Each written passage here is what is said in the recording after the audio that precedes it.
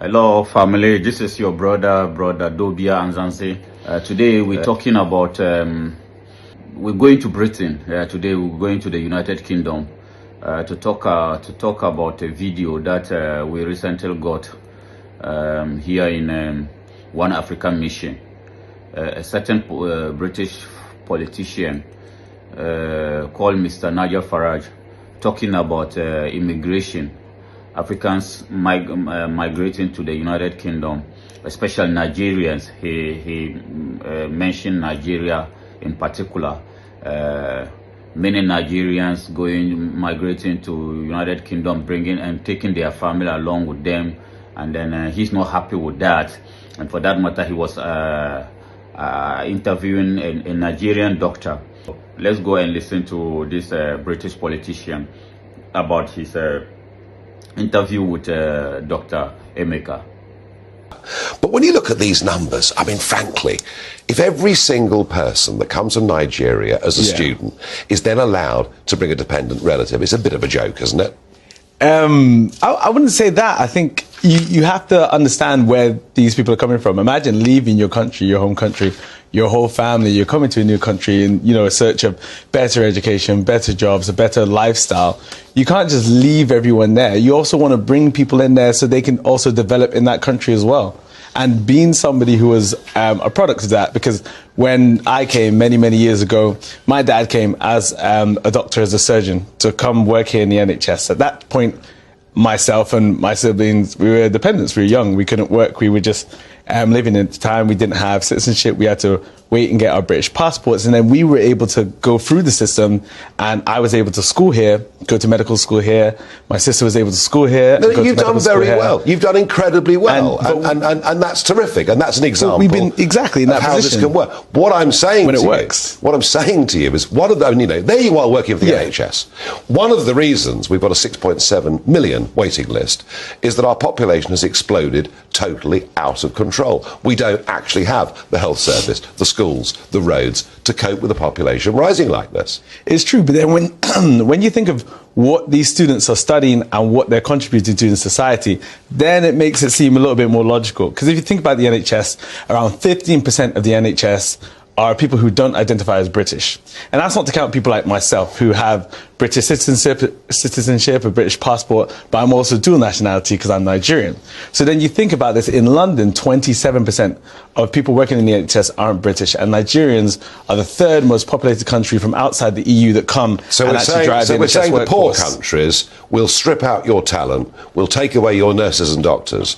They're probably more needed there, aren't they? Well, I wouldn't call them poor countries. I call them developing economies. And secondly, these people who come here and study here also have their opportunities to go home and give their talents back. So my plan, obviously, is to do a lot back in my country. I was trained here in the UK. I was fortunate enough to be given the resources to study here and work in the NHS, which is great. And then I've seen how healthcare systems can work, and then I'm trying my best to go back and implement that too. You see absolutely no problem with this. Nigerian citizens accounted for 40% overall of all dependents who accompanied foreign students in the 12 months this year. Does it strike you as a bit odd that one country should be 40% of all dependents that come accompanying students? No, I think it's because of our culture and how we see it. I think we really value it when it's very difficult for a Nigerian who's studying in Nigeria to be able to get a student visa or get a working visa here.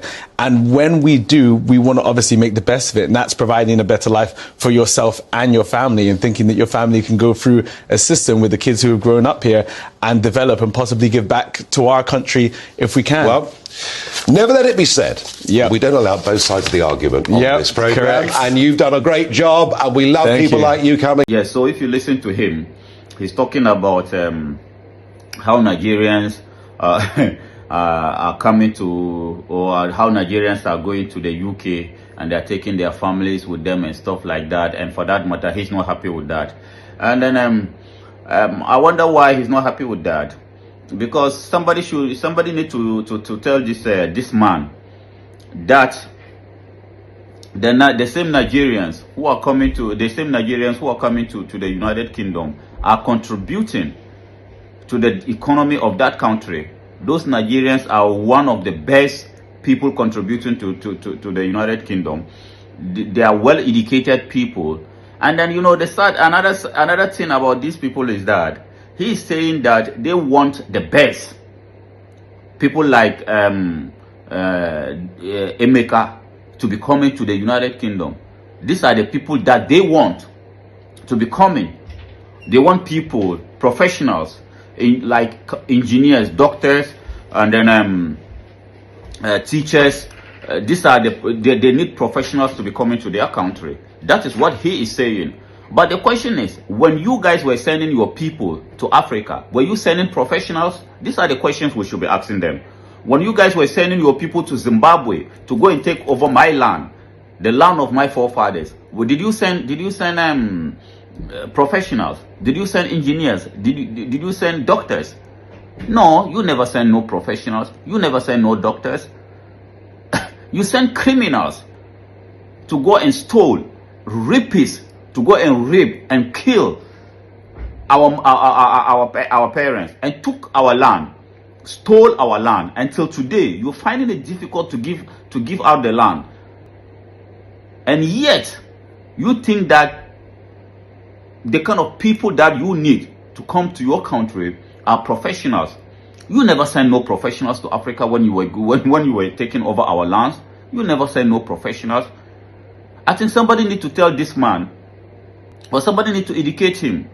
Maybe he should go and read a little bit about Owari market women royalty. That, and on top of that, we were paying tax to you for no reason. We were paying tax to you for no reason. And when our mothers in Nigeria, in Aba and Owari, when our mothers, Calabar, I think, yeah, when our mothers becomes sick and tired of paying tax without representation, tax with no representation, what did you guys do? You kill our mothers. You came to my country or to my land, taking my resources, at the same time forcing me to pay tax to you, so that you would take my tax to go and develop your country. And today the grandchildren or the children, the descendants of those children are coming to you, to your country, and then you are deciding who you want to come. When you were sending your people to Africa, when you were sending your people, your criminals to Nigeria, did you send professionals? Did you send doctors? You never send no doctor. You never send no engineer. At least the Nigerians living in UK, they are engineers. They are doctors, just like Mr. Emeka. They are doctors who are contributing to the development of your country. And yet you don't appreciate it. You're still talking about you don't need them. You never send no professionals to our countries. And then you can also maybe he need to go and read about King Leopold. When King Leopold was sending his people to Africa, to my land, to Congo, when he was sending his people to Congo, his missionaries, let's see what his message to the missionaries. What did he tell the missionaries? What did King Leopold tell the missionaries when he was sending them to Africa? Your principal objective in our mission in Congo is never to teach the niggers to know God. This they know already. King Leopold was sending missionaries to Africa, and he told them that your mission, the objective of your mission, is not to teach the people of Congo to know God, because this already they know. Our people already know God before King Leopold was sending the missionaries. He was sending them as criminals to go and do what? To go and brainwash our people. And until today, our people are still suffering from that mental damage, that psychological damage that King Leopold did to our people. Was King Leopold sending engineers to Congo? The damage that King Leopold did to our people, till today, we're still suffering from that. And yet, when our people come to your countries, you treating them as if like, and then as if like they are nothing. Let's go and listen to another man, another British guy. telling, I think these brothers are from Sudan or something like that, telling them, like, kind of disrespecting them, telling them, we don't need you here, we don't need you there. You don't need them there. You don't need them in your country. What are you doing in their countries?